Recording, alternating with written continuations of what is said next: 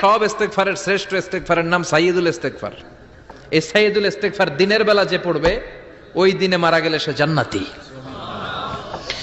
এই সাইয়্যিদুল ইস্তেগফার রাতের বেলা যে পড়বে ওই রাতে যদি ইন্তেকাল হয় ওই লোকটা জান্নাতি। মুখস্থ আছে না?